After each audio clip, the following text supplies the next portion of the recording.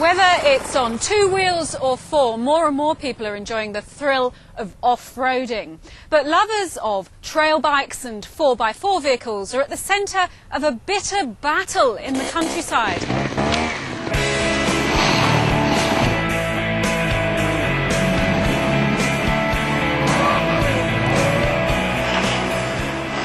Tonight we reveal how off-roaders are riding roughshod over a ban in Cornwall.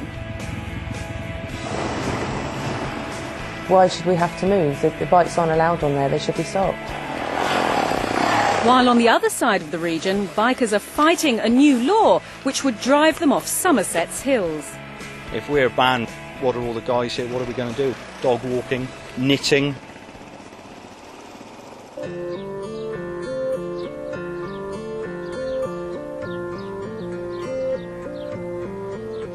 Wheelmade Mine near St Day is an historic landscape. It's part of Cornwall's bid for World Heritage status for its old mining areas. Now, this site is owned by the parish council, which has banned bikers and off-road vehicles, a ban which is being largely ignored. Julie Wheaton lives with her family just above the old mine. She moved here for peace and quiet, but the noise and dust created by the bikers have driven her to despair. So what do you think about the fact they're here? Well, they should know that they're not allowed here. It's quite evident all around the area that motor vehicles in general aren't allowed here. And obviously these signs are quite clear as to that, and there's just no excuse for them to be over here when they know that they shouldn't be. With the shape of the valley, it's like an arena, so the sound just echoes from the middle and just flies up the sides, and it's so loud sometimes. That's loud enough. Will you speak to us a minute? Obviously, I live around here, and as you probably know, lots of motorbikes use this area. I just wondered if you were aware that you're not allowed to come on here.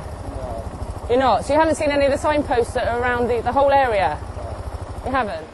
The parish council says it can't afford to fence the site, and policing it has proved impossible. Some of the 4x4s that come on, they're taking their plates off on the road and then driving on, which means you can't take the registration number, so you can't get to the driver. You can't run after him because he's got a 4-wheel drive. The police haven't got 4-wheel drives. They come in an ordinary car, so they can't even come onto this land. So they've got to wait for somebody to come to an entrance before they can stop them. It's not correctly designed for this sort of pleasurable... Well, there he goes. It's just not designed for it. You've got no sympathy for people that live here? Yeah. So why come back? Fun. Fun? There's no fun living here with it.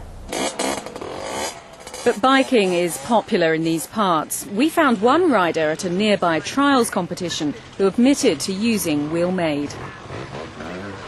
I ride over there. I have done, well, I'm 38 now.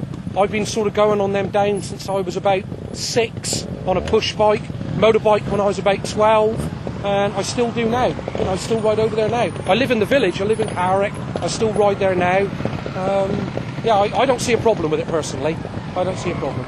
But the council does see a problem, a health one. This land is contaminated by its mining past. Particular problem is the arsenic, which of course is prevalent everywhere in Cornwall anyway, but it's particularly bad here because as you can see the amount of work that's been done, this is mining work. So in other words, it's the undersurface that's come out to the top surface, and it's laying there waiting to just disperse into the air, really. I've been riding there for 30 years, and I've never had a health problem over there. I can't say I've ridden over there, gone home and said I felt ill or sick or had a day off work because of it. The situation has reached stalemate. The authorities powerless to enforce their own rules, while certain bikers have made their view plain. But over on the Quantock Hills in Somerset, another group of bikers is about to face the full weight of the law. Now, for years, the bikers have used a network of tracks in Somerset known as RUPs. That's roads which are also used as public paths. But new government legislation means that very soon these bikers could be banned from riding here. The law will automatically change all the RUPs into so-called restricted byways, barred to all traffic, and is expected to take effect this year. It's a government move which has infuriated these law-abiding riders. We're not asking for much. We've only got 5% of the rights-of-way network that we can use legally, so it's not as if we're asking the world. The bikers are part of a bigger issue.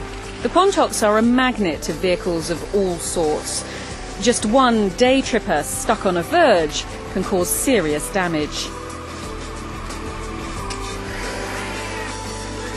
Areas like this are becoming fewer and far between, really, and in the West Country, a bit of wilderness like this, or semi-wild area, is an incredibly important asset for us to have in this region.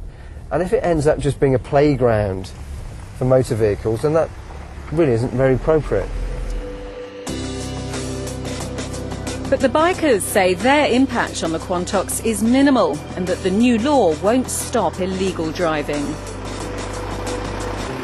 There are some users who act irresponsibly, as you can see from the guys behind. We're middle-aged, we've got mortgages, children.